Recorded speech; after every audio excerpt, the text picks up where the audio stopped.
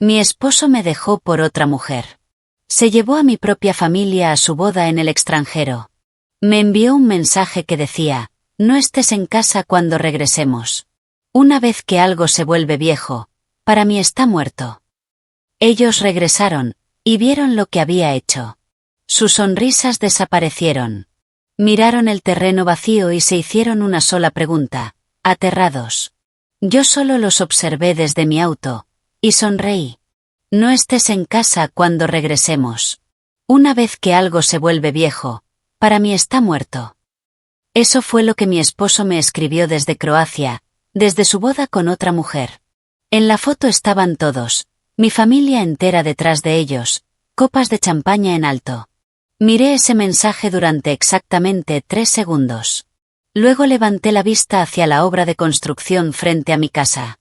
Estaban demoliendo un edificio antiguo, piso por piso. Demolición controlada, lo llamaban, y en ese instante supe exactamente lo que debía hacer. Querían que me fuera, bien. Pero me aseguraría de que no quedara nada a lo que pudieran volver. Antes de continuar con la historia te invito a suscribirte al canal y darle like al vídeo. Ahora sí, continuemos. La foto seguía abierta en mi teléfono. Amplié la imagen, estudiando cada detalle como si fueran planos arquitectónicos. Samuel estaba en el centro, con un smoking que nunca le había visto. Caro, perfectamente ajustado, del tipo que cuesta al menos $3.000. A su lado, Clara Ashford, de 28 años. Cabello rubio en ondas suaves, vestido blanco que seguramente había comprado en alguna boutique de Boston por la que yo había pasado cientos de veces, pero nunca había entrado, porque siempre estaba demasiado ocupada trabajando. Pero no fueron Samuel ni Clara los que hicieron que mis manos se tensaran alrededor del teléfono. Fueron los que estaban detrás de ellos. Mi madre, Patricia, vestía de lavanda, su color favorito, el mismo tono que llevó el día de mi boda hace 12 años. Sonreía a la cámara, copa en mano, más feliz de lo que la había visto en años. A su lado estaba mi padre, Robert. Se veía incómodo, sí, pero estaba ahí.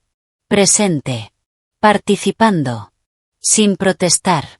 Como si aquello fuera lo más normal del mundo. Mi hermana June sostenía un ramo. Un ramo real, como si formara parte del cortejo. Como si no hubiese pasado el último año diciéndome que debía ser más comprensiva con la carrera de Samuel. Más tolerante cuando trabajaba hasta tarde. Más flexible cuando cancelaba nuestros planes. Y Marcus, mi hermano menor, el mismo al que pagué la universidad cuando mis padres no podían hacerlo. El mismo al que ayudé con el alquiler durante 6 meses cuando perdió su empleo. El que me llamó su heroína el día de su graduación. Sonreía en esa foto. Sonrisa amplia, relajada. Como si asistir a la boda de mi esposo con otra mujer fuera simplemente unas vacaciones familiares más. Me quedé allí, en mi coche, frente al sitio de construcción de la Torre Meridian, con el teléfono en el regazo, tratando de procesar lo que veía. Intentando darle sentido. Pero no lo tenía. Nada de eso tenía sentido. Al otro lado de la calle, el equipo de demolición trabajaba sobre un edificio de oficinas de los años 60 que había sido condenado hacía 6 meses. Había visto cómo comenzaban el derribo 3 días antes. No usaban explosivos. Era una demolición quirúrgica. Retiraban primero las ventanas, luego las paredes interiores, después las vigas de soporte. Piso a piso, sección por sección. El edificio caía en una secuencia perfectamente orquestada. El capataz estaba cerca de la valla, con una tableta en la mano, supervisando cada golpe de la excavadora. Nada era aleatorio. Nada emocional. Solo precisión calculada. Fue entonces cuando me golpeó la claridad. La certeza absoluta. Abrí la galería de fotos del teléfono y comencé a desplazarme hacia atrás. 12 años de matrimonio en formato digital. Nuestro día de boda. Samuel mirando su teléfono durante la recepción. Nuestro viaje de aniversario, amén. Él desapareciendo durante horas, diciendo que debía atender llamadas de trabajo. La última Navidad, cuando insistió en pasarla separados para pensar. Cada vacación en la que estaba físicamente presente, pero mentalmente ausente. Cada cena en la que revisaba mensajes debajo de la mesa. Cada noche tarde en la oficina que yo creí sin dudar. Mientras yo construía nuestro futuro, él construía su salida. Samuel Vaughan, mi esposo desde hacía 12 años. Gerente regional de ventas de una empresa tecnológica. Eso decía él. Eso decía yo. Pero, al parecer, ser gerente regional implicaba muchas habitaciones de hotel y muy pocos reportes de ventas reales. Nunca lo cuestioné porque estaba demasiado ocupada dirigiendo mi firma de arquitectura. Demasiado ocupada diseñando edificios, gestionando clientes, trabajando jornadas de 80 horas. Demasiado ocupada para notar que mi esposo estaba diseñando una vida completamente distinta. Clara Ashford trabajaba en su oficina. Coordinadora de marketing. La había conocido una vez, en una fiesta navideña de la empresa, hacía 2 años. Parecía amable, callada, olvidable. Recuerdo haber pensado que era demasiado joven para ser tomada en serio en un entorno profesional. Ahora entendía que no la habían contratado por sus habilidades en marketing. Nunca tuvimos hijos. Samuel siempre decía que no era el momento. Que debíamos esperar a que el negocio se estabilizara. A tener más dinero ahorrado. A viajar más. A esperar. Y yo le creí, porque quería creerle. Porque pensé que éramos compañeros construyendo el mismo futuro. Pero él no estaba esperando el momento adecuado conmigo. Estaba esperando por ella. Mi teléfono vibró otra vez. Una notificación de Instagram. Samuel había publicado la foto. El pie de foto decía, comenzando nuestro para siempre en el paraíso, rodeados de las personas que más importan. Las personas que más importan. Yo no estaba en esa foto. No estaba en Croacia. No estaba en ningún lugar de su nueva vida. Estaba en casa, en Boston, sentada en mi coche frente a una obra, revisando los planos de la Torre Meridian, el proyecto comercial más importante de mi carrera. El que definiría la reputación de mi firma. El proyecto en el que me había dejado el alma durante 9 meses, mientras mi esposo planeaba su boda con otra mujer. El equipo de demolición al otro lado de la calle tiró abajo otra sección del edificio. El brazo de la excavadora se movió con precisión quirúrgica, golpeando una pared de carga. La estructura gimió, se dobló y se desplomó hacia adentro, exactamente como estaba previsto. Observé cómo el polvo se elevaba y luego se asentaba. Entonces abrí mis mensajes y escribí, disfruta Croacia. Me aseguraré de que todo esté bajo control. Samuel leería eso y pensaría que estaba siendo comprensiva. Comprensiva, como siempre. Como me había entrenado a ser durante 12 años de matrimonio. Pero no estaba siendo comprensiva. Estaba siendo estratégica. Busqué en mis contactos y encontré a Nicole Ferrara, mi abogada. La mujer que me ayudó a estructurar mi empresa cuando la fundé. La que me insistió, hace 5 años, en que Samuel firmara un acuerdo postnupcial cuando expandí el negocio. La misma que mantuve bajo contrato, aunque él decía que era paranoia. Contestó en el segundo tono. Hazel, ¿qué pasa? No perdí tiempo con explicaciones. ¿Qué tan rápido podemos movernos? Hubo una pausa. Nicole era aguda. No necesitaba detalles para entender el tono. ¿Qué tan rápido necesitas? Miré la foto otra vez, calculando el tiempo. Aterrizan en 9 días. Nicole soltó una risa baja, depredadora. El sonido de alguien que ha construido su carrera destruyendo a esposos infieles en los tribunales.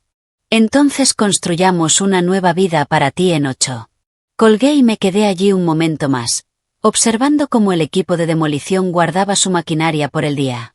El edificio que había permanecido en pie durante 60 años era ahora solo escombros y barras de acero. Para mañana, todo sería retirado.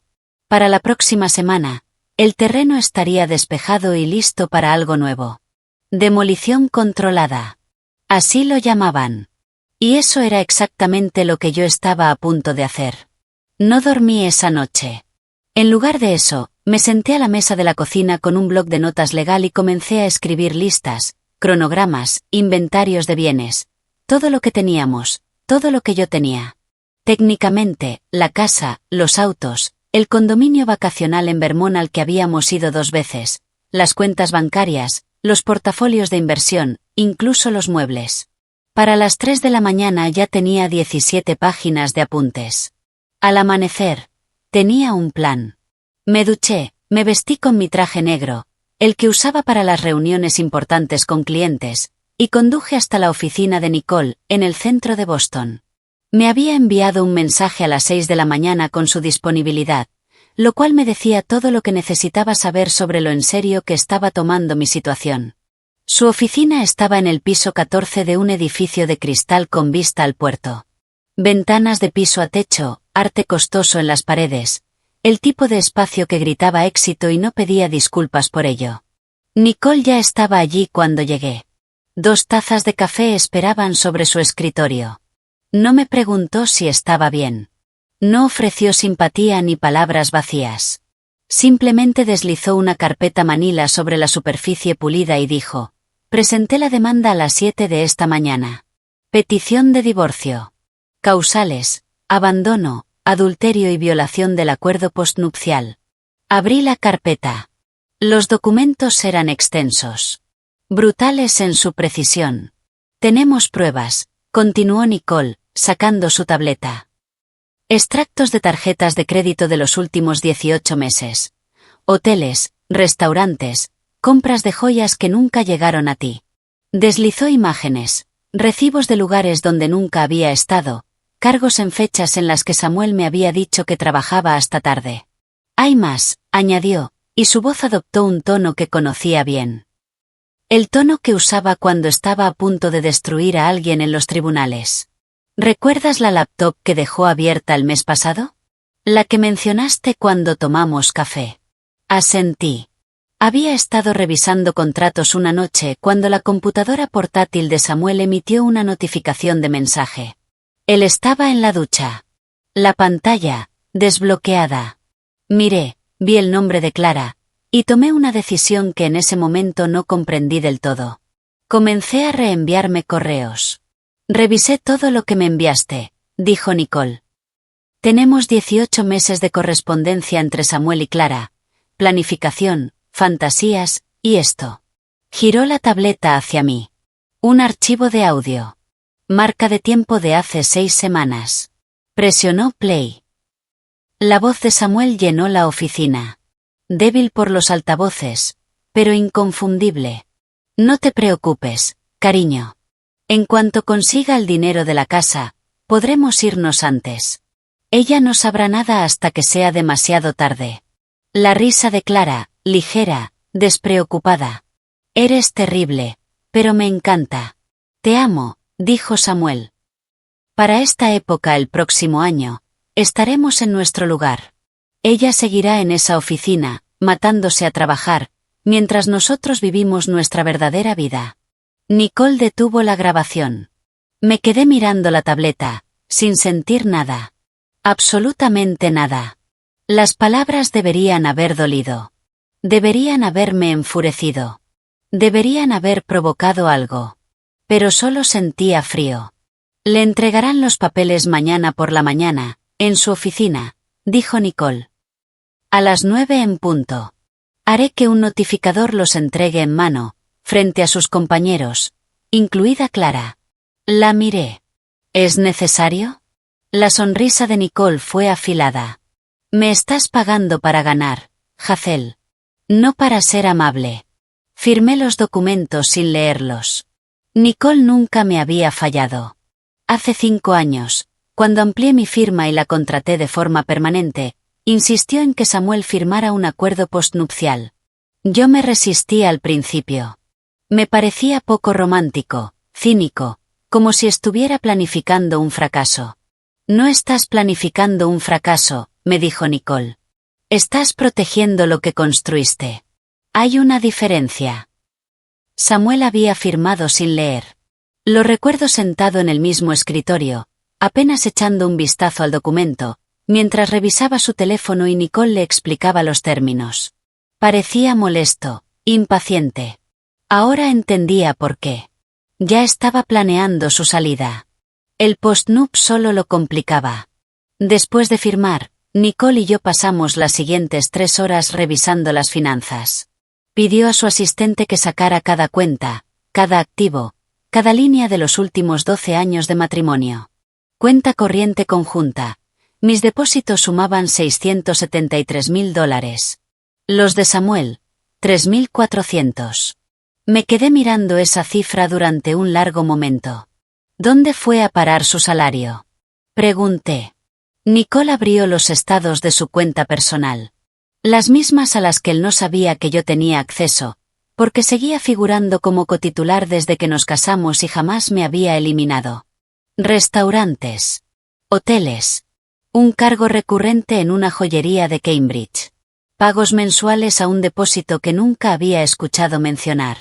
Ha estado construyendo una vida separada por al menos 2 años, dijo Nicole. Quizá más. La casa estaba registrada únicamente a nombre de mi empresa. La había comprado 3 años antes de casarnos, como inversión comercial. Samuel nunca aportó al pago de la hipoteca, los impuestos, el seguro ni las renovaciones. Legalmente, no tenía ningún derecho sobre ella. Los autos, ambos registrados a nombre de la compañía, vehículos de empresa. El condominio de Vermont, adquirido también a través de la firma. Samuel no había hecho ni un solo pago. No posee nada, dijo Nicole con frialdad. Según el acuerdo postnupcial, cualquier bien comprado o mantenido durante el matrimonio con ingresos de tu negocio te pertenece solo a ti. Él renunció a toda reclamación sobre los bienes conyugales más allá de lo que contribuyera directamente. Entonces los $3.400, dije, es todo a lo que tiene derecho legalmente.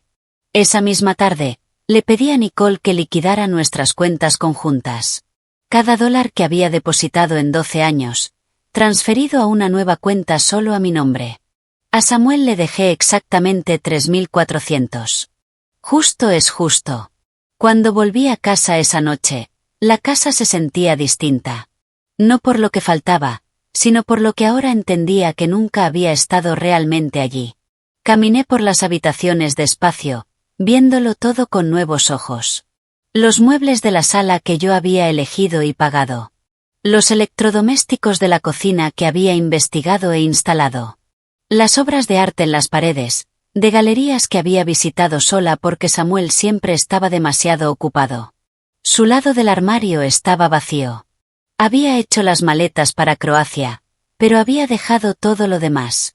Sus abrigos de invierno, su ropa de trabajo, sus zapatos perfectamente alineados en el estante que le compré 3 navidades atrás. Él asumió que volvería a eso. Que yo seguiría aquí, esperando. Que esta casa, esta vida, sería su red de seguridad mientras resolvía su nueva existencia con Clara. Comencé a empacar sus cosas en cajas. Metódicamente. Sin emoción. Su ropa fue a bolsas de donación. Su colección de pósters de cine antiguos, la que decía que valía miles, la enrollé con cuidado y la guardé. Que viniera a buscarla si la quería tanto. Pero algo me decía que no lo haría. Para el segundo día, las cajas ya se apilaban en el garaje. Había llamado a Goodwill. Vendrían a recoger todo el viernes. La señora Kowalski me sorprendió cargando la última bolsa en el coche esa tarde. Estaba en su jardín, podando rosales, pero sabía que me había estado observando. Limpieza de primavera, dijo, acercándose. Forcé una sonrisa. Algo así. Miró las cajas y luego a mí. Su expresión cambió. ¿Todo bien entre tú y Samuel? No lo he visto por aquí últimamente. Está de viaje, contesté. Un viaje largo. La señora Kowalski asintió despacio, pero sus ojos decían que no me creía. Bueno, si necesitas algo, estoy bien, la interrumpí. De verdad, ocupada con el trabajo. Esa noche la vi en el porche hablando con el señor Peterson de enfrente. Ambos seguían mirando hacia mi casa. Que se pregunten. Que cotilleen. En unos días tendrán noticias de verdad para comentar. El tercer día terminó conmigo sentada sola en la sala, bebiendo vino de una botella que compré el mes pasado para una cena que nunca llegó a celebrarse. Samuel había cancelado en el último minuto. Emergencia de trabajo, había dicho. Saqué el teléfono y abrí Instagram. Samuel había publicado otra vez, más fotos desde Croacia.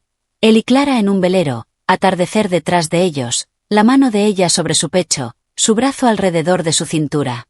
Mi madre comentó, pareja hermosa. Muy feliz por ambos. Mi hermana June se etiquetó, mejor vacaciones familiares de la historia. Almohadilla bendecida. Estaban representando la felicidad, transmitiéndola para que todos la vieran. Mientras yo estaba en la casa que había comprado, bebiendo el vino que había pagado, rodeada de muebles que había elegido, desmantelaba metódicamente la vida que ellos suponían que me esperaría al regresar. No lloré. Ya no me quedaban lágrimas. En lugar de eso, abrí el portátil y comencé a buscar empresas de demolición en el área de Boston. Westwood Demo and Excavation tenía calificación de 5 estrellas y lista de espera de 3 meses. Los llamé igual. El hombre que respondió sonaba cansado. Estamos completos hasta enero, dijo. Si quiere dejar sus datos. Necesito una casa demolida en 5 días, le dije. Derribo total. Pagaré el doble de su tarifa. Hubo una pausa. Señora, conseguir permisos lleva de 4 a 6 semanas. No podemos tener los permisos para mañana por la tarde. Otra pausa, más larga esta vez. ¿Cuál es la dirección? Se la di. Escuché teclear al otro lado. Es una propiedad histórica, dijo. Colonial de los años 20. Estructura preciosa por las fotos del anuncio. ¿Está segura de que quiere tirarla? Positiva, respondí. Más tecleo. Entonces quiero hablar con Jack. Él le devolverá la llamada en 1 hora. Jack Morrison me llamó 43 minutos después. Su voz era rasposa, curtida por décadas de gritar sobre maquinaria. Mi gente dice que quieres demo en 5 días con permisos listos para mañana, dijo. Así no funciona esto. Lo es si quieres el trabajo, contesté. Se rió, sin sorpresa ni diversión. Señora, llevo haciendo esto 30 años. Nadie consigue permisos tan rápido. Ni siquiera promotores con contactos en el ayuntamiento. Soy arquitecta, le dije. He diseñado la mitad de los edificios comerciales que se levantan en Boston ahora mismo. Conozco a cada comisionado de planificación por nombre. Sé quiénes me deben favores. Los permisos estarán listos a las 2 de la tarde de mañana. Silencio. ¿En serio? Arrugó la voz. Completamente. ¿Por qué la prisa? Podría haber mentido. Podía decir que tenía compradores o planes de desarrollo listos. Pero algo en la franqueza directa de Jack me hizo responder con honestidad. Mi marido se casó la semana pasada con otra mujer mientras yo trabajaba en casa. Se llevó a toda mi familia a Croacia para la boda. Ahora regresan esperando que todo esté exactamente como lo dejaron. Hubo un silencio largo por su parte. ¿Qué hora te viene bien mañana? Quedamos en vernos en la casa a las 10 de la mañana del día siguiente. Día 4. Jack llegó en una camioneta que había visto mejores décadas. Bajó con botas de trabajo y una camisa de franela más manchada de pintura que de tela original. Recorrió la propiedad despacio, estudió los cimientos, chequeó la línea del tejado, examinó las paredes, tomó fotos y medidas, anotando cosas en un portapapeles que parecía sobreviviente de múltiples obras. Estructura sólida, dijo al final. Buena base. Podrías renovarla y venderla por 3 millones sin problema. No quiero renovarla, contesté. Me miró. De verdad me miró, no como suelen mirar los hombres en reuniones de negocios, evaluando, calculando, buscando ángulos. Esto era distinto, como si intentara entender algo que no tenía sentido racional. Sabes, dijo, una vez que se va, se fue. No hay vuelta atrás. Lo sé. Asintió despacio y escribió en su portapapeles. Con permisos acelerados podemos empezar mañana por la mañana. El derribo toma unas 8 horas en una casa de este tamaño. La retirada de escombros otro día. Tendrás el terreno vacío para el viernes por la tarde. ¿Cuánto? $47.000, dijo. Eso con el recargo por urgencia. No dudé. Hecho. Jack me tendió la mano. Su agarre fue firme, calloso. Necesitaré esos permisos a las 2, como dijiste. Los tendrás. Pasé el resto del día 4 haciendo llamadas. Pedí favores que había ido acumulando durante 15 años en la comunidad de arquitectura de Boston. Llamé a comisionados de planificación con los que había trabajado en apelaciones de zonificación. A inspectores de obras que habían agilizado mis proyectos. A funcionarios municipales a los que había ayudado con diseños pro bono para espacios públicos. A la 1:30 ya tenía todas las firmas necesarias. A las 2, Jack tenía los permisos en mano. No lo puedo creer, dijo, mirando la documentación. Te lo dije, respondí. Doblegó los permisos y los guardó en la camioneta. Empezamos a las 6 de la mañana. ¿Quieres estar? No me lo perdería por nada. Después de que Jack se fue, volví a la casa. Necesitaba terminar de vaciar la oficina en casa de Samuel. La mayor parte de sus cosas ya estaba en cajas, pero el archivador seguía. Abrí el cajón inferior y encontré una carpeta escondida detrás de declaraciones de impuestos de hace 6 años. Manila, sin etiqueta. Dentro había solicitudes de préstamo. 4, todas denegadas, fechadas 6 meses atrás. Solicitudes para una segunda hipoteca sobre la casa. Mi casa, la que pertenecía a mi sociedad limitada. Leí cada una con detenimiento. Samuel se había declarado único propietario en las solicitudes, había falsificado mi firma en la documentación inicial, y había afirmado que la propiedad era conjunta y que yo había dado mi consentimiento verbal para el préstamo. Todas fueron rechazadas porque la búsqueda de título mostró que la casa pertenecía a mi empresa, no a él ni a nosotros conjuntamente. Pero lo intentó. Realmente intentó robar patrimonio de mi propiedad para financiar su salida. Encontré más en la carpeta, correos impresos entre Samuel y Clara. Samuel, el préstamo volvió a ser denegado. Su nombre aparece en todo. No sé cómo solucionarlo. Clara, ¿no podría simplemente falsificar su firma en un contrato de venta? Samuel, demasiado arriesgado. Pero no te preocupes, cariño. En cuanto consiga el dinero, podremos irnos antes. Ella no sabrá nada hasta que sea demasiado tarde. Clara, ¿estás segura de que no peleará el divorcio? Samuel, no lo hará. Está demasiado ocupada con el trabajo para notar lo que ocurre. Para cuando se dé cuenta de que hablo en serio, ya nos habremos ido y ella tendrá las facturas legales. Fotografié cada página y se las mandé a Nicole. Nicole me llamó de vuelta en menos de 2 minutos. Hazel, esto es fraude. Fraude en grado de tentativa, como mínimo. Falsificó tu firma en documentos legales. Eso es un delito grave. Agrégalo a la demanda de divorcio, respondí. Lo añadiré a todo. Esto cambia el caso por completo. Ya no es solo un infiel. Es un criminal. Colgué y me quedé sentada en la oficina de Samuel. La habitación que yo había diseñado para él, el escritorio que le compré, la silla que armé mientras él estaba en uno de sus muchos viajes de trabajo.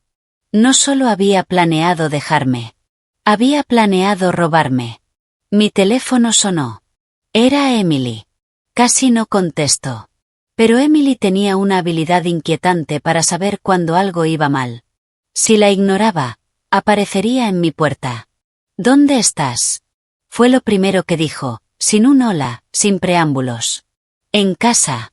Voy para allá. Emily, estoy bien.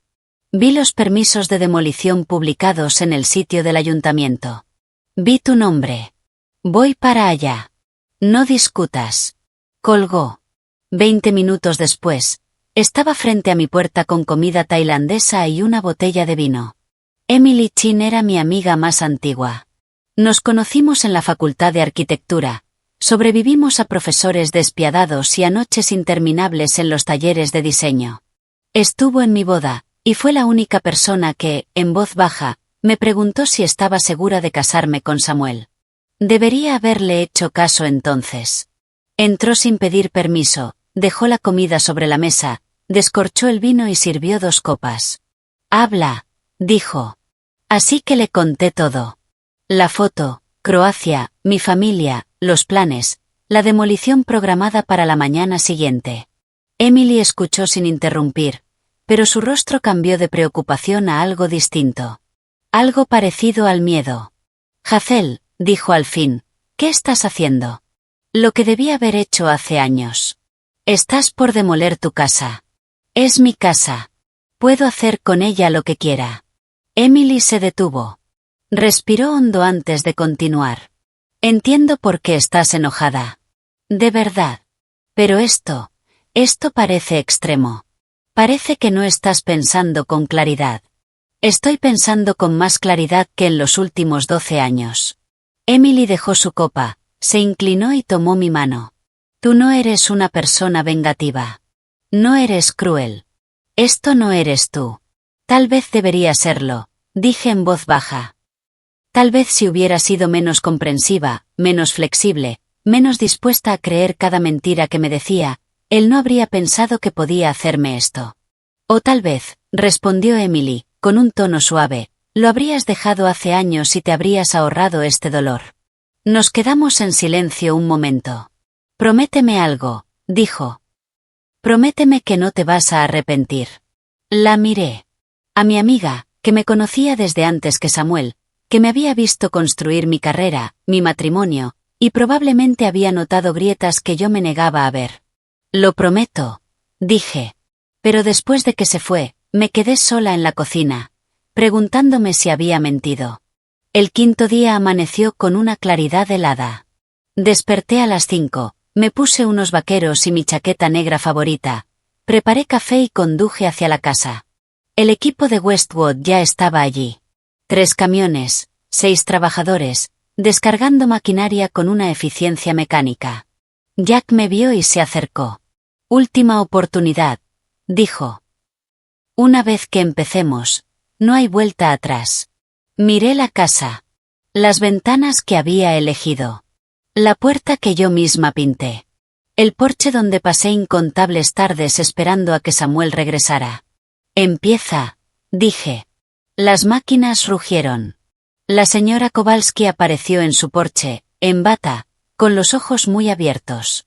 Otros vecinos salieron también, el señor Peterson, los Donson, el matrimonio jubilado de la esquina que siempre saludaba pero nunca hablaba. La señora Kowalski corrió hacia mí. Hazel, ¿qué está pasando? Sonreí y di un sorbo a mi café. Renovación. Demolición total. Un nuevo comienzo. ¿Y dónde vas a vivir? Ya hice los arreglos. La bola de demolición osciló y golpeó la pared la misma donde Samuel había colgado sus pósters de cine antiguos. El impacto fue ensordecedor. La pared se vino abajo, y no sentí nada. Al mediodía, la casa era escombros. A las 3, el segundo piso ya era polvo. Al atardecer, no quedaba nada salvo pedazos rotos esparcidos por el terreno, los restos de una vida que ya no reconocía. Me quedé allí, observando, hasta que el equipo recogió su equipo y Jack se acercó, limpiándose las manos en sus vaqueros. ¿Estás bien?, preguntó. No supe cómo responder. Me sentía vacía. Más liviana. Libre. Asustada. Todo al mismo tiempo. Sí, dije al fin. Creo que sí. Jack asintió, sin insistir. Volveremos mañana a las 6 para retirar los escombros.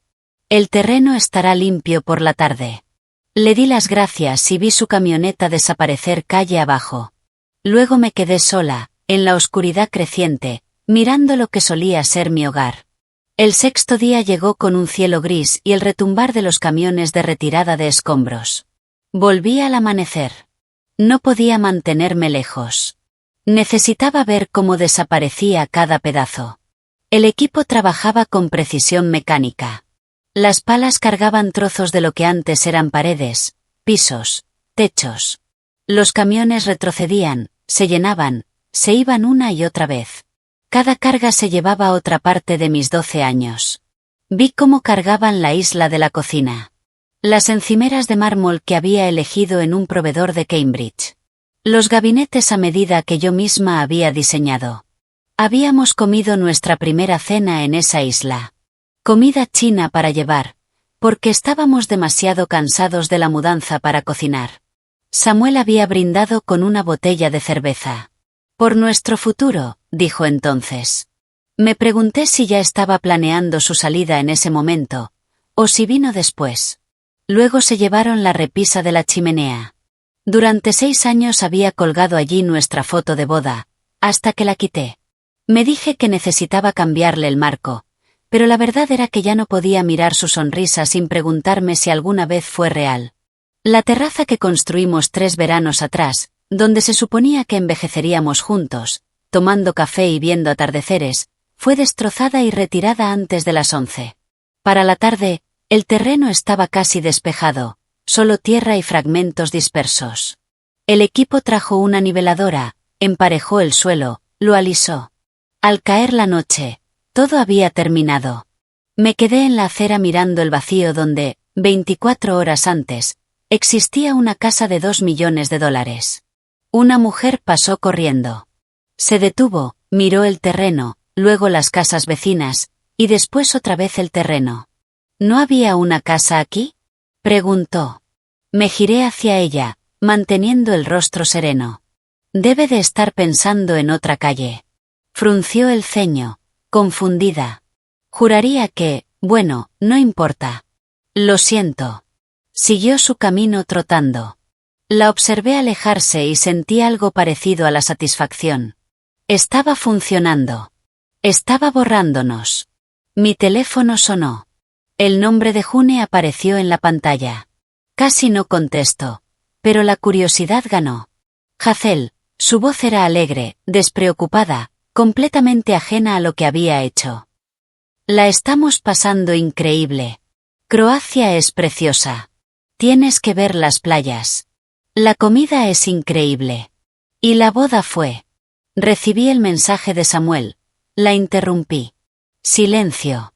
Luego, su tono cambió de inmediato.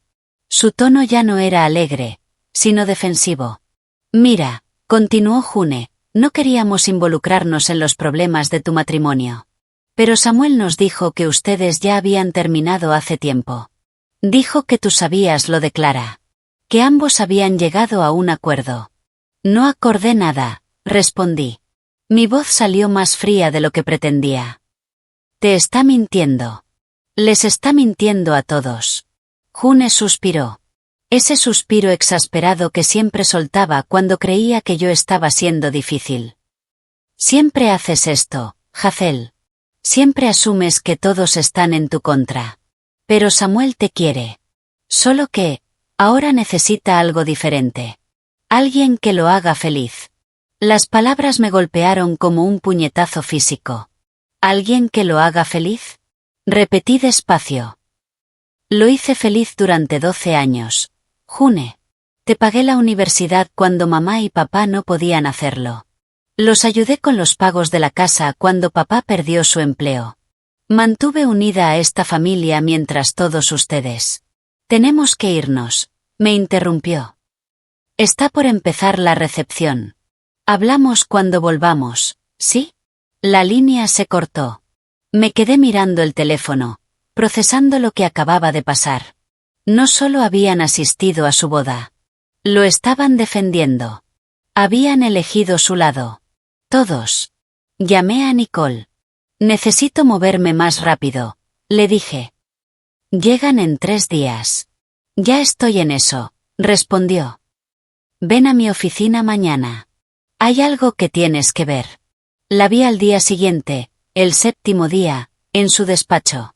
El cielo gris se reflejaba en los ventanales, presagiando lluvia.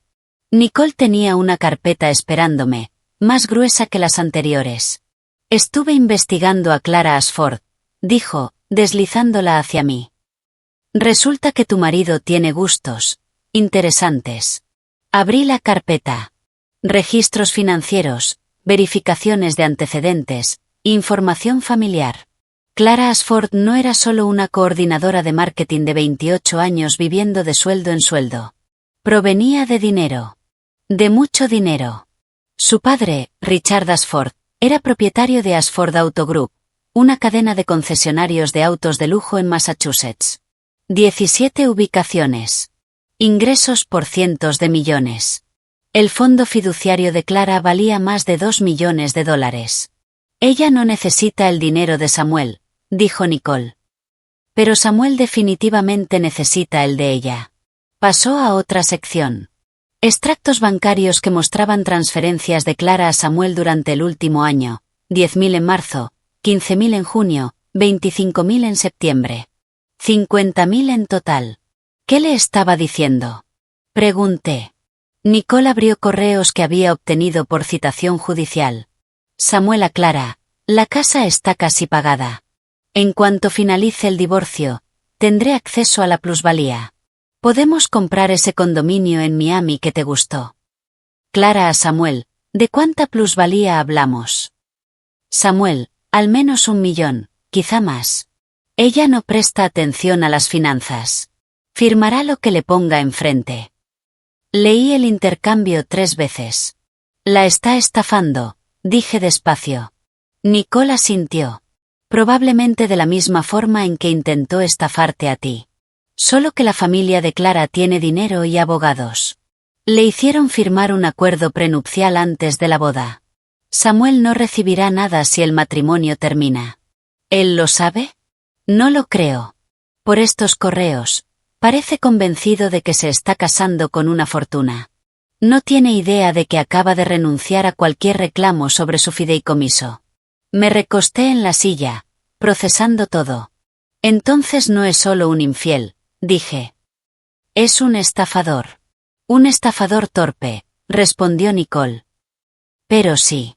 De repente, mi venganza se sintió más grande que yo. Esto ya no se trataba solo de lo que me había hecho a mí. Era evitar que lo hiciera de nuevo, aunque esa otra fuera Clara. ¿Qué hacemos con esto? Pregunté. Nicole sonrió. Lo añadimos al expediente del divorcio. Mostramos el patrón de manipulación financiera. Mostramos que falsificó tu firma para acceder al capital. Mostramos que ahora intenta defraudar a otra mujer. Con eso, el caso queda blindado. Salí de la oficina sintiendo algo que no había sentido en días. Propósito. Esa noche, sola en mi nuevo apartamento, un ático que había alquilado la semana anterior en Back Bay, con vistas al horizonte y sin recuerdos, me senté en el escritorio y saqué una hoja de papel. Empecé a escribir. Querida mamá. Las palabras salieron lentas al principio, luego más rápido. Todo lo que nunca dije. Todo lo que había reprimido durante 12 años. En realidad, toda mi vida. Le conté cómo su crítica constante me hizo sentir que nunca era suficiente. Ni lo bastante inteligente, ni lo bastante femenina. Cómo siempre tomó el lado de Samuel en cada discusión, diciéndome que trabajaba demasiado, que no era cálida, que no sabía mantener feliz a un hombre. Cómo eligió asistir a su boda con otra mujer mientras su propia hija se derrumbaba. Escribí sobre la soledad, sobre enterrarme en el trabajo porque el hogar dejó de sentirse como hogar hacía años. Sobre intentar reparar algo que Samuel ya había decidido romper. Sobre cómo siempre busqué su aprobación sin entender por qué nunca era suficiente. Escribí hasta que me dolió la mano, hasta que las letras se difuminaron, hasta que ya no quedaban palabras. Luego doblé la carta con cuidado, la guardé en un sobre y escribí en el frente, Patricia Monroe. La sostuve un largo momento. Después la guardé en el cajón del escritorio. Quizás algún día la enviaría. Quizás la conservaría como recordatorio de que algunas cosas es mejor no decirlas. Algunos puentes es mejor quemarlos que cruzarlos. Serví una copa de vino y me quedé de pie junto a la ventana, observando las luces de la ciudad. En 2 días, aterrizarían en el aeropuerto Logan. En 2 días, conducirían hasta la casa, esperando encontrarla tal como la dejaron. En 2 días, verían lo que había hecho. Y yo estaría mirando. El 8º día comenzó con papeleo. Me reuní con Tom Brennan en una cafetería de Cambridge, a medio camino entre su oficina y la mía. De esas con paredes de ladrillo visto y lattes carísimos que Samuel siempre despreciaba. Tom ya estaba allí cuando llegué, sentado en una mesa del rincón con un portafolio de cuero y las gafas apoyadas sobre la nariz. Un hombre de unos 50 años, de mirada amable y manos curtidas por décadas de trabajo en construcción. El tipo de persona que ha pasado la vida levantando cosas, y entiende el peso de lo que se derrumba. Se levantó al verme, me dio un apretón de manos firme. Hazel, me alegra verte. Nos sentamos. Abrió el portafolio, sacó la escritura y los documentos de transferencia. Es una gran propiedad, dijo, repasando los papeles una vez más. Ubicación privilegiada, excelente zonificación. Aún me sorprende que la vendas. Propiedades así no aparecen todos los días. Rodeé mi taza de café con las manos. El calor me ancló. Es hora de un cambio, dije simplemente. Tom asintió sin insistir. Firmó donde su abogado había señalado y deslizó los documentos hacia mí. Firmé mi nombre en 6 páginas distintas. Testificado, notariado, finalizado. Y así, $3.200.000 se transfirieron a la cuenta de mi empresa. Tom me dio la mano de nuevo. Un placer hacer negocios contigo. Y si alguna vez necesitas trabajo de arquitectura para desarrollos futuros, llámame. He visto tus diseños. Eres buena. Lo haré, respondí. Gracias, dijo Tom, reuniendo sus papeles antes de levantarse. Se detuvo un instante y añadió, espero que, sea lo que sea de lo que estés empezando de nuevo, valga la pena. Lo vi marcharse. Luego me quedé sola en esa mesa durante otros 20 minutos, observando los documentos firmados frente a mí. La casa ya no existía. El dinero era mío. Samuel y mi familia regresarían mañana. Ya no había vuelta atrás. Conduje hasta el estacionamiento donde había dejado el coche y me quedé allí, las manos aferradas al volante, respirando lenta y deliberadamente. No tenía miedo, pero tampoco estaba segura de estar bien. El ático que había alquilado la semana pasada estaba en Back Bay, en el piso 17, con ventanales de suelo a techo que daban a la ciudad. 2 habitaciones, aunque solo necesitaba una. Una cocina moderna con electrodomésticos que probablemente nunca usaría. El tipo de lugar que siempre quise, pero que jamás le propuse a Samuel, porque él decía que vivir en el centro era demasiado ostentoso y poco práctico. Me había mudado hacía 3 días con unas cuantas cosas que había sacado de la casa. Mi ropa, mi portátil, mi silla favorita de la oficina. Todo lo demás era nuevo. Muebles que encargué por internet y mandé ensamblar, vajillas sin estrenar, toallas aún con etiquetas. Era hermoso. Y, sin embargo, no había nada en el que se sintiera como mío. Estaba desempacando la última caja, principalmente libros, cuando sonó el timbre. Emily estaba en el pasillo con 2 botellas de vino y una expresión que anunciaba que estaba lista para intervenir. Tenemos que hablar, dijo, entrando sin esperar invitación. Dejó el vino sobre la encimera, observó el apartamento con el ojo crítico de quien me conocía desde hacía 15 años. Bonito lugar, comentó. Estéril, pero bonito. Me mudé hace 3 días. Has tenido tiempo suficiente para hacerlo sentir como un hogar. Abrió una de las botellas sin preguntar, sirvió 2 copas y me tendió una. Excepto que no estás intentando que se sienta como un hogar. Te estás escondiendo. Tomé el vino. No me estoy escondiendo. Te estás aislando, replicó Emily, acomodándose en el sofá. No respondes mis mensajes. No vienes a yoga. Has cancelado el almuerzo 3 veces. Te estás desvaneciendo, Hazel. Me senté a su lado, mirando las luces de la ciudad que comenzaban a encenderse. Estoy bien. Solo ocupada. ¿Ocupada demoliendo tu vida? Me miró, no con reproche, sino con tristeza. Antes me contabas todo. Ahora, no sé. Es como si estuvieras en otro lugar. Como si ya te hubieras ido y tu cuerpo todavía no se hubiera enterado. Di un largo trago de vino. Estoy en otro lugar, dije en voz baja. La persona que fui, la que creía en el amor, en la familia, en la idea de ser un equipo, murió el día que recibí esa foto. Hice un gesto hacia el apartamento, hacia mí misma. Esto es lo que queda. Emily dejó su copa y tomó mi mano. ¿Y si te arrepientes? Preguntó. La pregunta quedó suspendida en el aire. Entonces viviré con eso, dije. Pero al menos será mi arrepentimiento. Mi elección, no la suya. Emily apretó mi mano. Me preocupo por ti. Lo sé. No digo que lo que hiciste esté mal. Solo, buscó las palabras. Solo asegúrate de hacerlo por las razones correctas.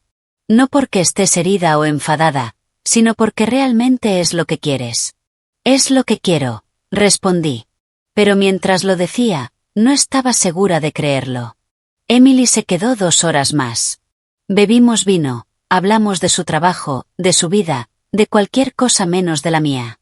Cuando por fin se fue, me abrazó fuerte en la puerta. Llámame mañana, me pidió. Pase lo que pase, llámame. Lo haré, prometí. Esa noche no pude dormir. Me quedé en mi nueva cama, en mi nuevo apartamento, mirando el techo y escuchando los sonidos desconocidos del tráfico y mis propios pensamientos dar vueltas. Mañana aterrizarían. Mañana lo verían todo. Debí quedarme dormida hacia las 2, porque desperté a las 3:17 de una pesadilla que se sentía más real que la vigilia. Estaba caminando por la casa, no la demolida, sino la intacta. Cada habitación en su lugar, cada mueble donde solía estar. Samuel estaba allí. No el hombre de 40 años que me traicionó, sino el joven que conocí en la fiesta de un amigo hace 16 años, el que me hizo reír, el del que me enamoré. ¿Por qué estás haciendo esto? Me preguntó. Intenté responder, pero no pude articular palabra. Caminé por las habitaciones, rozando con los dedos paredes que ya no existían. La cocina, el salón, el dormitorio. Mi madre apareció en la cocina, con aquel vestido lavanda. Siempre fuiste tan fría, Hazel, dijo con voz suave, pero cada palabra era un cuchillo. No es de extrañar que él se fuera. Desperté jadeando, enredada en las sábanas, el corazón golpeando en mi pecho. 3:17. Fui a la cocina, llené un vaso de agua con las manos temblorosas y me quedé mirando el horizonte dormido de Boston. Mañana aterrizarían. Mañana verían lo que había hecho. Mañana todo cambiaría. Debería sentirme triunfante, reivindicada, fuerte. En cambio, me sentía vacía. Tomé el teléfono y abrí el contacto de Samuel. Mi dedo flotó sobre el botón de llamada. ¿Qué dirías siquiera? Demolí nuestra casa porque te casaste con otra. Borré 12 años porque tú me borraste primero. Dejé el teléfono sobre la mesa. No quedaba nada que decirle. A él ni a ninguno de ellos. Volví a la cama, pero no dormí. Solo observé cómo cambiaban los números del reloj. Las 4. Las 5. Las 6. A las 6:30, el teléfono vibró. Un mensaje de mi padre, Robert Monroe.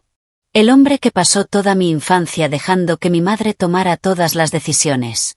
El que siempre se mantenía en silencio durante cada conflicto familiar. El que jamás tomó mi lado.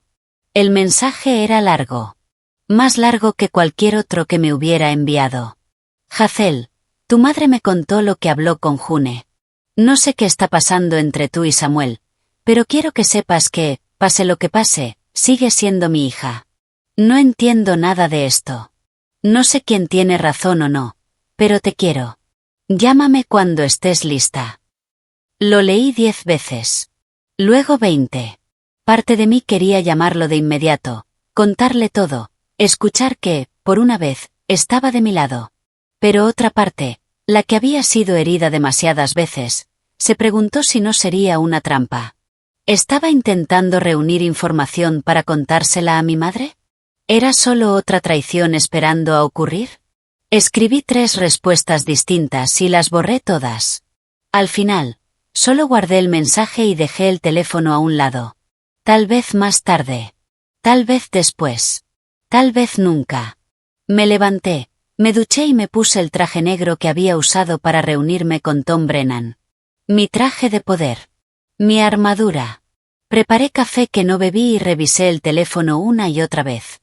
El vuelo estaba programado para aterrizar a las 2:35 de la tarde. Ya había calculado el cronograma. Aduanas, recogida de equipaje, 3 SUV de lujo. Samuel había publicado fotos el día anterior con el pie de foto, volviendo a casa con estilo. Llegarían a la casa alrededor de las 4, y yo estaría allí, observando desde el coche, al otro lado de la calle, viendo cómo descubrían lo que había hecho. Me quedé sentada en el sofá mirando la ciudad, contando las horas y preguntándome si Emily tendría razón. Preguntándome si me arrepentiría.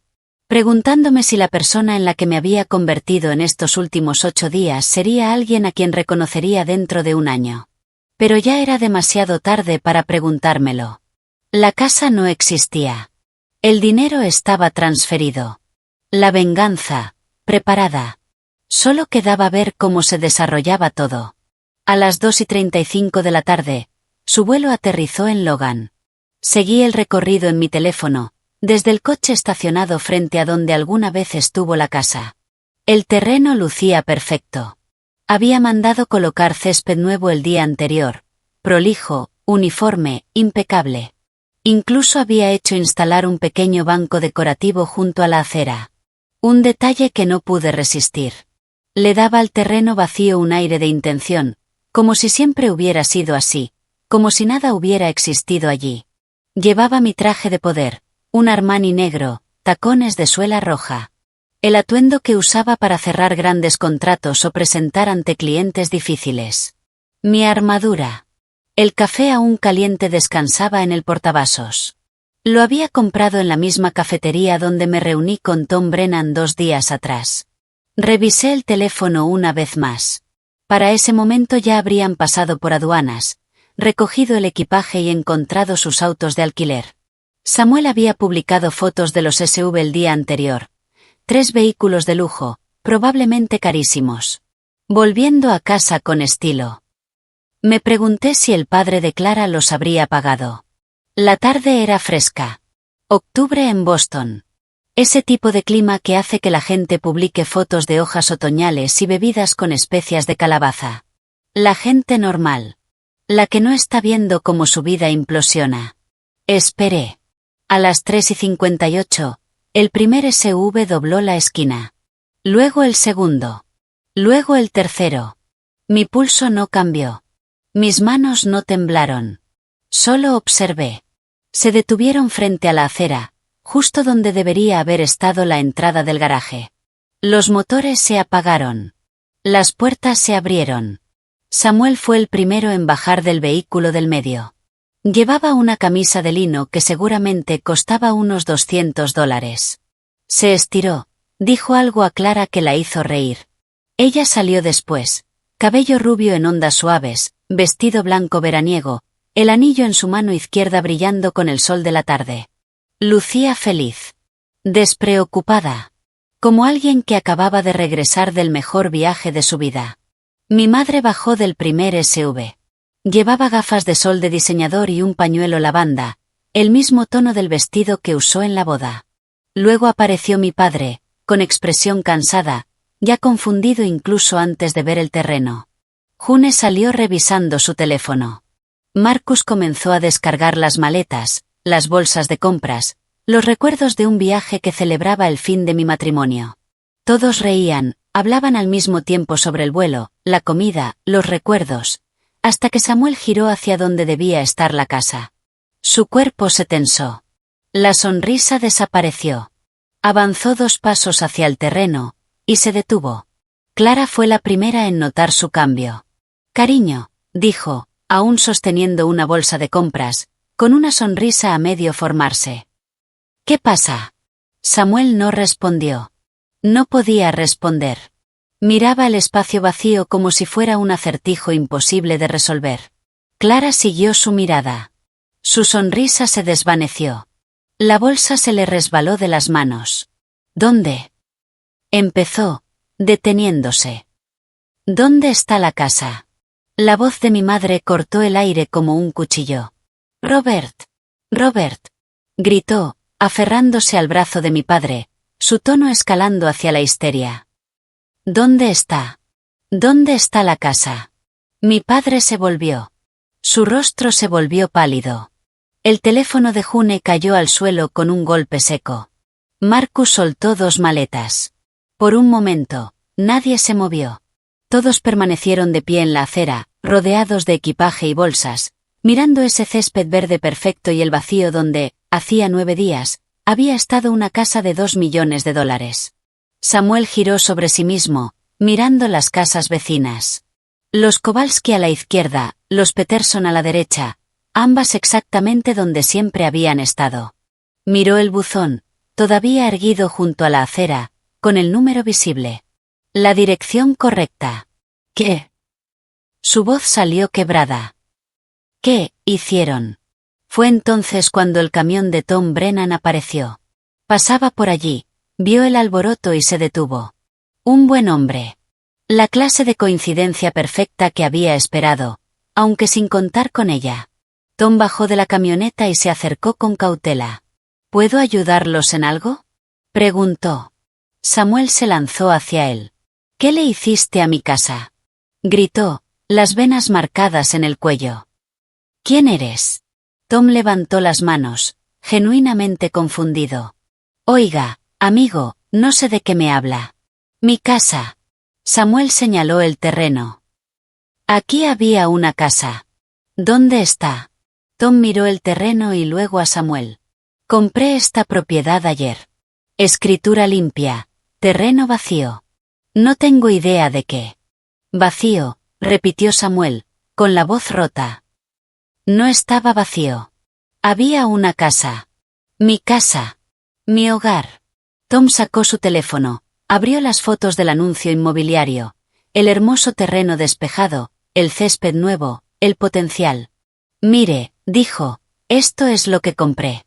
Debe tener la dirección equivocada o algo. Mi madre comenzó a hiperventilar.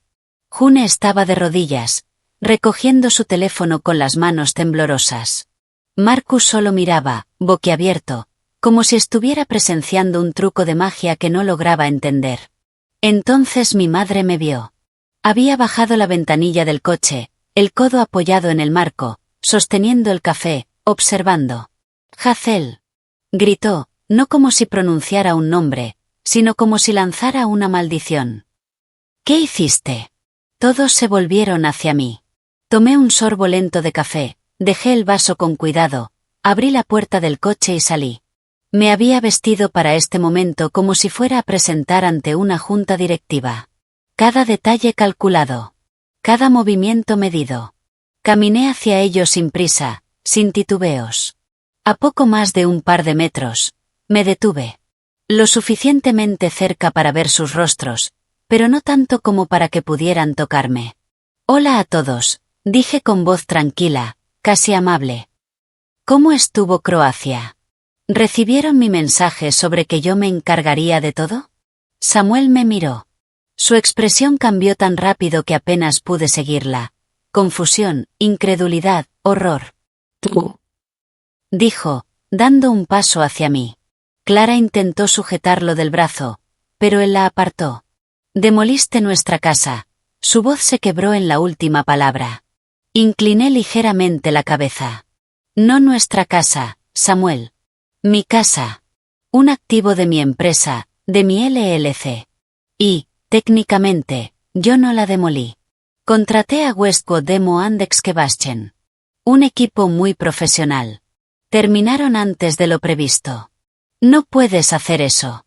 Gritó, el rostro enrojecido, salpicando saliva al hablar. Eso es ilegal. Eso es. Saqué mi teléfono, abrí la carpeta que Nicole había preparado. Capturas de las escrituras, los documentos de compra, el acuerdo postnupcial que él había firmado hace 5 años sin siquiera leer. En realidad, dije con calma, según las leyes de propiedad del estado de Massachusetts y los términos de nuestro acuerdo postnupcial. Recuerdas haberlo firmado, ¿verdad? Estabas tan ocupado con el teléfono ese día. Puedo hacer lo que quiera con los bienes pertenecientes únicamente a mi empresa, dije con calma.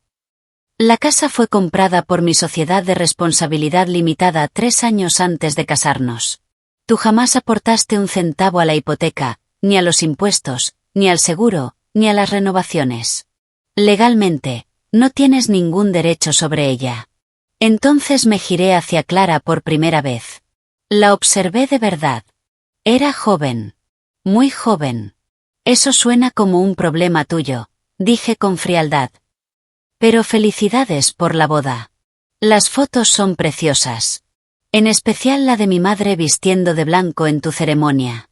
Muy elegante de su parte. Clara emitió un sonido entre un sollozo y un jadeo. Mi madre dio un paso al frente, el rostro contraído entre rabia y miedo. Hazel Monroe, dijo con la voz temblorosa. Vas a arreglar esto ahora mismo. Esta es una propiedad familiar. Nosotros ayudamos. Ah, ¿sí? La interrumpí. ¿Ayudaron? Porque tengo 12 años de recibos que dicen lo contrario. Cada renovación, cada reparación, cada impuesto a la propiedad, todo pagado por mí. ¿En qué ayudaron ustedes? En venir por Navidad a comer la comida que yo cocinaba y decirme que trabajaba demasiado, que no era una buena esposa. Soy tu madre, replicó ella, la voz al borde del grito, y tú fuiste a su boda. La señalé sin mirarla directamente, apuntando hacia Clara. Fuiste a su boda mientras él todavía estaba casado conmigo. Te pusiste la banda, sonreíste para las fotos, brindaste por su futuro. Así que no finjamos que la lealtad familiar significa algo viniendo de ti. El silencio que siguió fue absoluto. Entonces Marcus habló. Vamos, Hazel, esto es una locura. No puedes simplemente. Ya lo hice, Marcus, mi voz fue hielo. Y para que quede claro, esa matrícula universitaria que pagué, considérala saldada con intereses en forma de una valiosa lección de vida. Nunca traiciones a la persona que ha mantenido tu mundo en pie. June lloraba ahora, el rímel corriéndole por las mejillas. No sabíamos que él te había enviado un mensaje, balbuceó. No sabíamos que te había dicho que estabas muerta para él, que debías irte antes de que volviéramos. Saqué mi teléfono y abrí el mensaje. Sí lo sabían, dije mostrándoles la pantalla. Lo envió en el chat familiar. Ese del que me sacaron. Todos lo vieron. Todos lo sabían. Nadie respondió. El silencio culpable fue ensordecedor. El rostro de Samuel había pasado del rojo al blanco. ¿Y los coches? Murmuró. Míos, respondí con serenidad. Propiedad de la empresa. Reposeídos. Las cuentas conjuntas, liquidadas. Encontrarás aproximadamente $3.400 en tu cuenta personal. Tu contribución real a nuestro matrimonio. La dejé intacta. Lo justo es lo justo. Clara recuperó la voz. Estás loca. Estás completamente. Cuidado, la interrumpí con firmeza. La boca de Clara se cerró, pero la furia en sus ojos se intensificó. Mi madre volvió a avanzar, irguiéndose con ese gesto que usaba antes de lanzar su arma favorita, la culpa familiar. Hazel Monroe, repitió, ahora con la voz cargada de furia. Vas a arreglar esto ahora mismo. Esta es propiedad de la familia. Nosotros ayudamos con las renovaciones, contribuimos. ¿De verdad? La corté de nuevo, inclinando la cabeza, analizándola como si estuviera viendo a una desconocida. Porque tengo 12 años de comprobantes que dicen lo contrario. Cada reparación, cada impuesto, cada remodelación, todo documentado, todo pagado desde mis cuentas empresariales. Di un paso hacia ella. ¿Y en qué ayudaste exactamente? ¿En venir durante las fiestas, comer mi comida y criticar mis decisiones profesionales? ¿En decirme que trabajaba demasiado, que no era lo bastante femenina, que no sabía cómo mantener feliz a un hombre? Mi madre retrocedió. Literalmente dio un paso atrás, como si la hubiera empujado. Soy tu madre, susurró, ¿y tú? Y tú fuiste a su boda, la interrumpí. A su boda, mientras él seguía casado conmigo. Te pusiste la banda, el mismo color que usaste en la mía. Sonreíste para las fotos. Brindaste por su futuro. Celebraste el fin de mi matrimonio como si fuera un viaje familiar. Mi voz se volvió más baja, más fría. Así que no finjamos que la lealtad familiar tiene algún peso viniendo de ti. El silencio que siguió fue asfixiante. Mi padre parecía querer desaparecer en la acera. June había dejado de llorar. Su rostro estaba inmóvil, petrificado. Marcus tenía las manos cerradas en puños, la mandíbula tensa. «Esto es una locura», dijo por fin Marcus, la voz quebrada. «Hazel, no puedes. Los coches están en un depósito». Lo interrumpí sin alterar el tono. «Propiedad de mi empresa. El Audi que Samuel adoraba y el Tesla que apenas conduje están en una instalación segura. Pueden comprarlos de nuevo al precio de mercado si quieren». El rostro de Marcus se volvió pálido. «¿Y las cuentas del banco?» «Las liquidé ayer», respondí.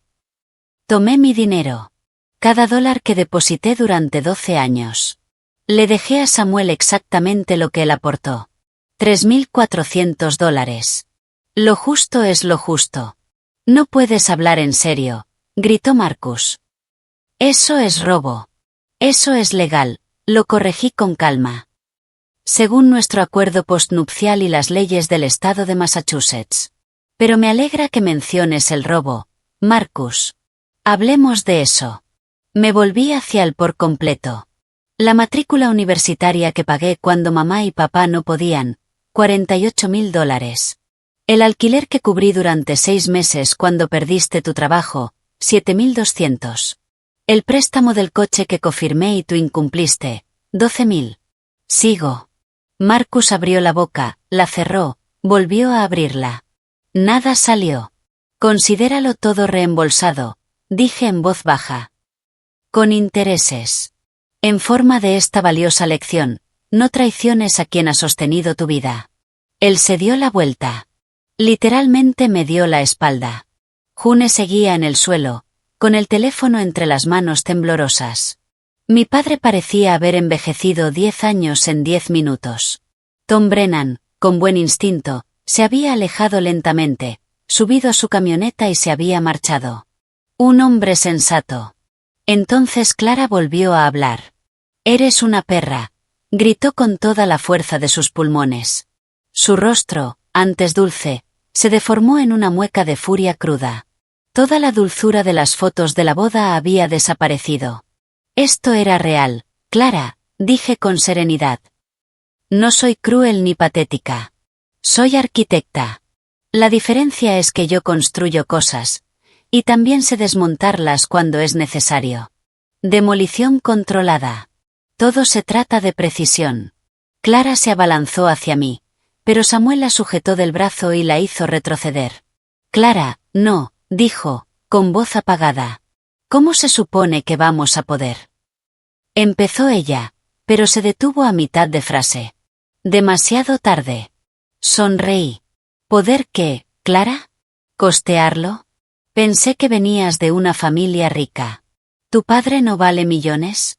¿No es dueño de todos esos concesionarios de autos?». El rostro de Clara se tiñó de rojo. «Oh, espera», continué, mirando ahora a Samuel. «¿Le mentiste tú? ¿Le dijiste que yo tenía dinero, que sería tuyo cuando te divorciaras? ¿Le dijiste que poseías la mitad de todo?». La expresión de Samuel cambió. La ira dio paso a la confusión. «¿De qué está hablando?», preguntó a Clara. «De nada», respondió ella con rapidez. «Está loca, solo intenta. O tal vez fuiste tú quien mintió». Interrumpí. «Clara, ¿le dijiste a Samuel que tenías una herencia? ¿Que tu familia era rica? ¿Qué podrías ofrecerle una vida mejor cuando se deshiciera de la esposa que lo mantenía?». Dejé que el silencio hiciera su trabajo. Fue delicioso. Samuel miró a Clara. Clara miró al suelo. June los observaba como si presenciara un partido de tenis. La boca de mi madre se había abierto en una perfecta O de asombro. «Se merecen el uno al otro», dije simplemente. El rostro de Samuel atravesó cada emoción posible hasta quedar rígido, los labios blancos de furia. «¿Dónde se supone que vamos a ir, Hazel?», preguntó con la voz rota. «¿Dónde?». Me encogí de hombros. «Tal vez puedan quedarse en casa de Clara», dije. «Ah, espera», la miré con fingida sorpresa. «Vives con tus padres, ¿verdad?». 28 años y aún en tu dormitorio de la infancia. ¡Qué romántico! Estoy segura de que estarán encantados de recibir a tu flamante esposo. Clara soltó un sonido ahogado. Me di la vuelta hacia mi coche, pero me detuve. Ah, una cosa más, añadí, mirando a Samuel. Presenté la demanda de divorcio el lunes. Te entregarán los papeles mañana a las 9 de la mañana, en tu oficina. Mi abogada es Nicole Ferrara. Búscala. Jamás ha perdido un caso. No puedes hacer esto, gritó Samuel. Te demandaré. Te quitaré todo. Saqué el teléfono una última vez. Busqué el archivo de audio que había guardado para ese momento exacto. Y para que todos tengan claro quién es la víctima aquí, dije, escuchen. Puse play. La voz de Samuel llenó la calle, tenue pero inconfundible desde el altavoz de mi teléfono. No te preocupes, amor. En cuanto tenga el dinero de la casa, podremos irnos antes. Ella no se enterará hasta que sea demasiado tarde. Luego la voz de Clara, ligera, despreocupada. Eres terrible, pero me encanta. Te amo. Para esta fecha el próximo año, viviremos en nuestro apartamento en Miami. Ella seguirá matándose de trabajo mientras nosotros viviremos de verdad. Observé sus rostros mientras sonaban sus propias voces. Bocas abiertas. Ojos desorbitados. Mi padre, primero confundido, luego entendiendo, y finalmente, avergonzado. Mi madre, horrorizada, con la mano cubriéndose la boca. Marcus, disgustado. Y Samuel. Samuel estaba pálido, con una expresión de puro terror. Sabía lo que vendría después. Detuve la grabación. Intentaste falsificar mi firma en una solicitud de segunda hipoteca hace 6 meses. Dije con calma. Intentaste robar capital de mi propiedad, la que pertenece a mi empresa, para financiar tu nueva vida. Miré a Clara. Eso es fraude, Clara. Eso es delito. Y tengo pruebas de todo. Los documentos falsificados, los correos entre ustedes planeando cómo acceder a mi dinero. Todo. Las piernas de Samuel cedieron. Se dejó caer en la acera, con la cabeza entre las manos. Clara se quedó inmóvil, el rostro alternando entre rojo y blanco. Así que cuando me demandes, continué mirando a Samuel, asegúrate de que tu abogado conozca estos detalles. Nicole estará encantada de añadirlos al expediente del divorcio. El fraude penal suele influir bastante en la división de bienes. Solo para que lo tengas presente. Abrí la puerta del coche. Espera, dijo mi padre. Su voz era ronca. Hazel, espera. Me detuve y lo miré. Parecía viejo. Cansado. No lo sabía, susurró. Lo del mensaje, lo que Samuel dijo. Tu madre me contó que se habían separado, que fue mutuo, que tú estuviste de acuerdo. No estuve de acuerdo con nada, respondí. Pero tú ya lo sabías, ¿verdad? En el fondo lo sabías. No respondió. Entré en el coche, encendí el motor y bajé la ventanilla por última vez. Disfruten buscando dónde dormir esta noche, dije. Escuché que el Holiday Inn de la Ruta 9 tiene habitaciones disponibles. Arranqué despacio. En el espejo retrovisor los vi, 7 personas de pie sobre un terreno vacío, rodeadas de maletas y de las ruinas invisibles de sus certezas. Samuel seguía sentado en la acera, la cabeza entre las manos. Clara lloraba, un llanto feo, descompuesto. Mi madre gritaba a mi padre por algo. June estaba al teléfono, probablemente buscando un hotel. Marcus tenía los brazos cruzados, mirando el terreno como si aún no pudiera creer lo que veía. Y mi padre solo permanecía allí, con las manos en los bolsillos, viéndose más pequeño que nunca. Conduje 3 calles antes de tener que detenerme. Las manos me temblaban. No de miedo. Ni de culpa. De adrenalina. De la pura, cruda satisfacción de verlos comprender lo que habían perdido, lo que habían despreciado, lo que habían subestimado. Me quedé allí unos 10 minutos, respirando lento, dejando que el temblor se disipara. El teléfono empezó a vibrar. Llamadas. Mensajes. Decenas. Lo apagué. Conduje de regreso a mi apartamento en silencio. Al llegar, me serví una copa de vino, me acerqué a la ventana y miré las luces de la ciudad. Lo había hecho. Realmente lo había hecho. La casa había desaparecido. La venganza estaba completa. Habían visto lo que hice. Y sin embargo, no me sentía triunfante. Ni victoriosa. Solo vacía. Como si hubiera derribado la casa, pero no supiera qué construir en su lugar. Llamé a Emily. Respondió al primer tono. ¿Cómo fue? Preguntó. No respondí de inmediato. Hazel, insistió. ¿Estás bien? No lo sé, dije al fin. Hice todo lo que planeé. Todo salió exactamente como quería. Pero no sé si estoy bien. Emily guardó silencio unos segundos. Ven ahora mismo, dijo al fin. No discutas. Fui. Emily vivía en un brownstone en el South End, en el tercer piso. Plantas en cada rincón, arte en todas las paredes. Un hogar que respiraba vida. Toqué la puerta. La abrió enseguida, me miró el rostro y me hizo entrar sin decir palabra. Siéntate, ordenó, guiándome al sofá. Voy a hacerte. No discutas. Me senté. La escuché en la cocina. El agua corriendo, el clic del hervidor, los armarios abriéndose y cerrándose. Mis ojos se posaron en un cuadro de su pared, un remolino de azules y grises que siempre me había gustado, aunque nunca lo había mirado realmente. Emily regresó con 2 tazas. Se sentó a mi lado sin decir nada. Solo esperó. Lo hice, dije al fin. Todo lo que planeé. Salió exactamente como quería. Pero, me siento vacía. Las palabras salieron despacio, quebradas. Pensé que me sentiría reivindicada, fuerte, pero no. Solo siento, me interrumpí. Derribé la casa. Conseguí mi venganza. Los vi darse cuenta de lo que habían perdido. Y ahora no sé qué hacer con eso. Emily dejó su taza, me pasó un brazo por los hombros.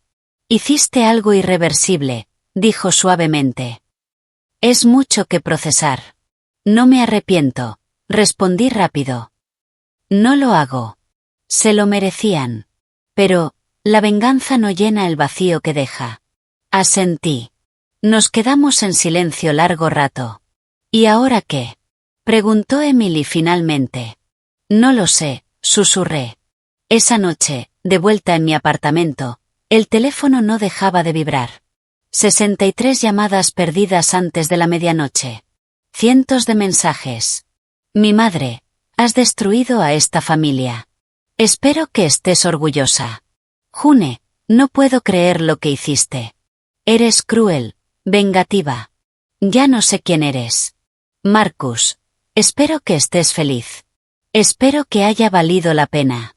Samuel, te arrepentirás. Te demandaré. Lo perderás todo. Clara, eres una vieja patética que no pudo retener a su marido. Disfruta muriendo sola. Incluso gente con la que apenas hablaba escribió. La tía Lorraine, a quien no veía desde hacía 5 años. Tu madre está destrozada. ¿Cómo pudiste ser tan egoísta? Primos, amigos de la familia, conocidos lejanos. Todos saliendo de las sombras para recordarme qué clase de monstruo creían que era. Los bloqueé a todos. Cada número, excepto el de mi padre. Su mensaje seguía arriba, sin leer. Serví otra copa de vino con las manos temblorosas, miré por la ventana las luces de la ciudad y me pregunté si así era como se suponía que debía sentirse la victoria. No leí el mensaje de mi padre esa noche. Ni al día siguiente. Lo dejé allí, sin abrir, mientras me sumergía en el trabajo. El proyecto de la Meridian Tower necesitaba las aprobaciones finales. Tenía 3 presentaciones con clientes programadas. Mi firma estaba más ocupada que nunca, y usé eso como excusa para no pensar, no sentir, no procesar lo que había hecho.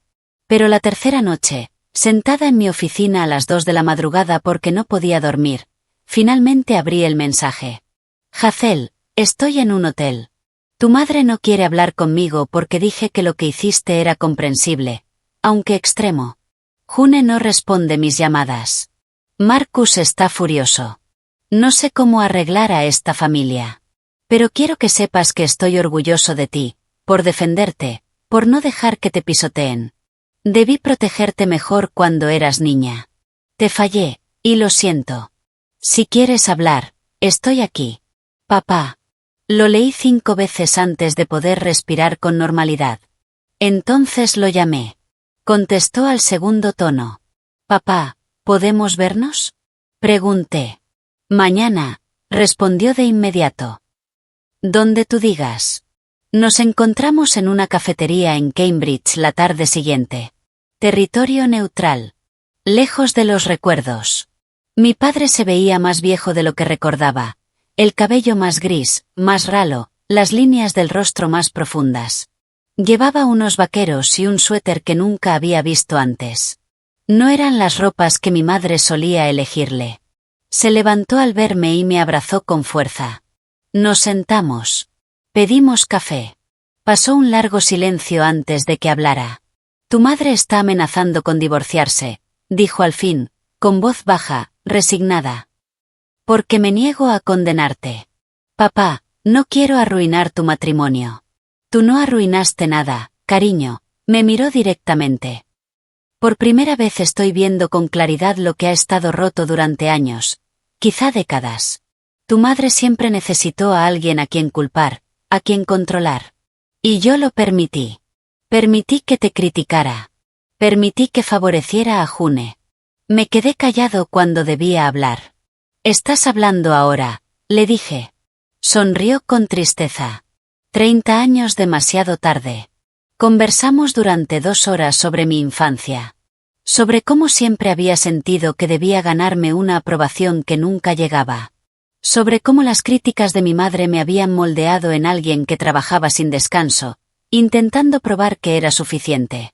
Sobre June, la favorita, porque era más fácil, más dócil, menos desafiante. Sobre Marcus, y cómo yo había asumido el rol de proveedora porque alguien tenía que hacerlo.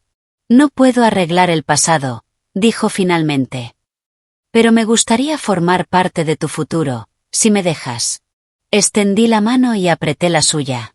Me gustaría eso, respondí. No era perdón.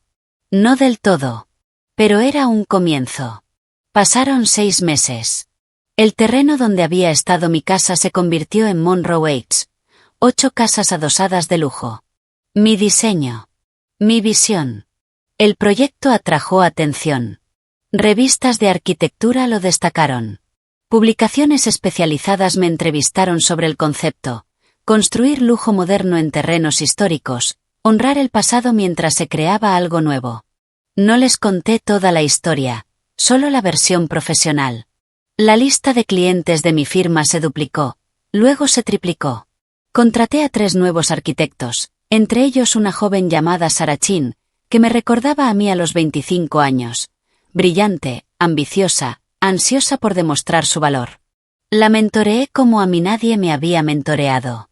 Le enseñé a negociar, a valorar su trabajo, a no permitir que nadie la hiciera sentirse pequeña.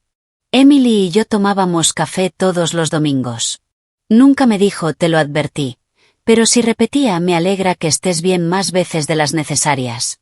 Mi padre y yo cenábamos una vez al mes.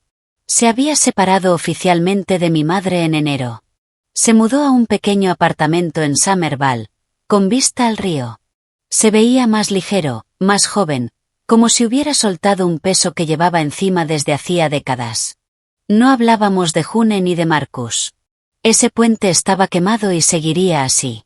Pero hablábamos de todo lo demás, de sus sueños de viajar, de mis planes de abrir una segunda oficina en Nueva York, de la vida que él construía en sus 70 y de la que yo construía en mis 40.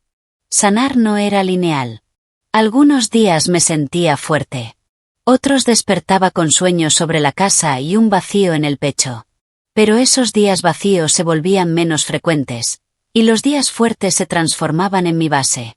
Una tarde de martes, a fines de abril, mi teléfono vibró con un mensaje de un número desconocido. Casi no lo abrí, pero la curiosidad ganó. Has tenido tiempo para pensar. Cometimos errores. ¿Podemos hablar? Era de Samuel. Miré esas palabras durante exactamente 3 segundos. Pensé en la foto que había enviado desde Croacia, en la descripción donde me daba por muerta, en la casa que intentó robarme, en los 12 años que le había dado mientras planeaba su huida. Pensé en la mujer que solía ser, la que habría leído ese mensaje y sentido esperanza, la que habría llamado de vuelta, la que habría creído que cometimos errores significaba algo distinto a quiero algo de ti. Esa mujer estaba muerta. Escribí. Lo siento. Cuando algo está muerto, para mí está muerto. Curioso cómo funciona eso. Y bloqueé el número. Caminé hacia la ventana, observé el horizonte de Boston, los edificios que había ayudado a diseñar, la ciudad que ahora sentía mía. La demolición no solo había sido sobre destruir una casa. Había sido sobre destruir a la versión de mí que aceptaba la traición, que justificaba a quienes no lo merecían, que construía vidas para otros mientras olvidaba construir la suya. Esa mujer había muerto. En su lugar existía alguien más fuerte, más prudente con su confianza, pero también más honesta consigo misma, más dispuesta a alejarse de lo que no le servía, más segura de que estar sola era mejor que estar con quienes te hacían sentir sola. Ellos quisieron que desapareciera. Yo me aseguré de que no quedara nada a lo que pudieran volver. Y en el espacio vacío donde solía estar esa vida, construí algo mejor. Algo completamente, irrevocablemente mío. Serví una copa de vino, miré mi reflejo en la ventana y brindé. Por nuevos cimientos, por demoliciones controladas, por la vida que construí sola y la paz que encontré en su silencio. Si esta historia de venganza calculada te mantuvo en vilo, deja tu me gusta ahora mismo. Mi parte favorita fue cuando Hazel observó desde su coche a 7 personas en un terreno vacío, comprendiendo que la casa había desaparecido. ¿Cuál fue tu momento favorito? Escríbelo en los comentarios. No te pierdas más historias tan poderosas como esta. Suscríbete y activa la campana de notificaciones para no perderte ningún episodio.